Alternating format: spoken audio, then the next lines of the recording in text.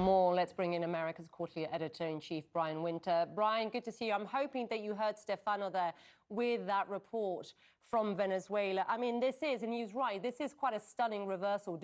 We not only saw Delcy Rodriguez with the U.S. Energy Secretary there, but we also heard them at one point, and we didn't have this little clip, we also heard Delcy Rodriguez speaking English. Just give me your take, first of all, of this dramatic turn and what this potentially means. It's astounding. I mean, I have been waking up for the last 40 days, rubbing my eyes, looking at some of this footage. Today was one of those days, and we have a U.S. Energy Secretary touring PDVSA installations, joint installations with Chevron. We saw yesterday, we saw the American flag on the steps of the Venezuelan presidential palace. It's amazing how much change has happened in so little time. Of course, there are still obstacles ahead, mainly the idea of a democratic transition, which is a necessary condition for real investment to flow into Venezuela. But it is worth just pausing, as you just did, and as I think Stefano referenced as well, and just thinking about how amazing this is, how many things have happened in just these 40 days. Yeah, and just how quickly this is all happening. And, you know, you and I know this story well. We've covered Venezuela for a long time. And the point that Stefano was making there to the Energy Secretary was saying, you know, this plant produces, 40,000 barrels a day. The expectation is 300,000 barrels a day. Like that plant, there are so many that have been completely ignored and just not maintained over the years. This thing requires huge amounts of investment here. Yeah, I mean, President Trump has spoken about the need for $100 billion worth of investment to get Venezuela's oil sector back to its days of glory. And, you know, the companies, U.S. companies like Exxon and others have been clear that that's not going to happen under current conditions or even necessarily in the near term. They need to see a legitimately elected government, because we have to remember that for all of the theatrics and for, you know, the smiling photos and Delcy Rodriguez speaking English, she was absolutely a leader of the, you know, of the regime that governed up until January 3rd, that was violating contracts, torturing everyday Venezuelans, that made this such an impossible place to do business over the course of 20 years. It's clear that under current conditions, with this, you know, figurative sword hanging over her head, she is playing nice, probably because she sees not only the political benefit, but some economic benefit as well. But, you know, just because we're all sort of dazzled by these images today doesn't mean that there won't be some kind of betrayal tomorrow. And the companies know that.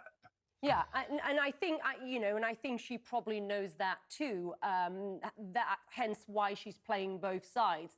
Because we heard in that little clip there, she said she still recognizes Maduro as the legitimate president, right? Saying that they're innocent, which obviously plays very well to the Chavista base.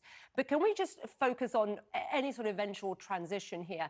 Where are we on the political prisoners? Because there was a push to get more political prisoners out of prisons like Evin prison. Where are we on that front? Because I feel like it's slowed down. Well, it's been 2 steps forward and one step back. Literally in the case of a very prominent Venezuelan dissident who was released and then quickly taken back into custody just this week. And, you know, it's worth asking how front and center this is for the Trump administration, this issue of the political prisoners. We haven't heard a lot from Secretary Wright during his visit this week about this issue of the prisoners. In fairness, he's the energy secretary, and he's obviously there to deal with the oil part of the equation, with which both President Trump and Secretary of State Rubio have, you know, correctly identified as key to Venezuela's long-term stability. But, you know, you get the feeling. Yeah, go ahead, Brian. I was just going to say, you get the feeling that the Venezuelan government, the Delcy Rodriguez, is testing. And, you know, they apply a little bit of pressure here. They give a little bit of ground here, trying to see what they can get away with and see how focused the White House will remain on these key issues of the energy sector, the political transition, and the political prisoners. Yeah, I mean, look, on the White House front, I know he's the energy secretary, but really we have heard very little from this administration in what regards democracy in Venezuela. That has been very clear. Let me ask you then about what is happening to Cuba, because that seems to be like a big loser in these warming relations between Caracas and Washington. We have been reporting that major airlines have suspended flights to the island due to fuel shortages, but blackouts seem to be part of everyday life. And now we're hearing Mexico is sending humanitarian aid to try and prevent a crisis. How much longer, Brian, do you think Havana can hold on? And do you think that the Canal government has here? What is the strategy you think coming from the United States? Well, Cuba has always had a patron. Sometimes they've had more than one. For many years, it was the Soviet Union. Then it was Venezuela. They've had help from the Chinese, from the Russians. But all of that, or almost all of that, has now dried up. And what they're left with is two things. One, a system that just does not work. And then second, this increased pressure from the Trump administration that has leaned on Mexico and others to stop sending oil.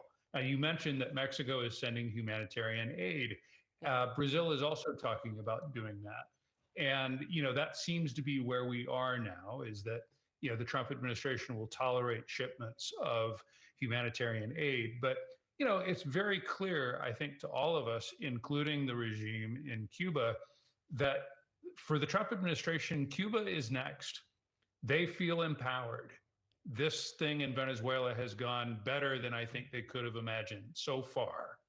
And, they seem eager to strike now. Now, strike in this case, I don't think we're going to see helicopters, U.S. helicopters flying into Havana in the same way that they did in Caracas.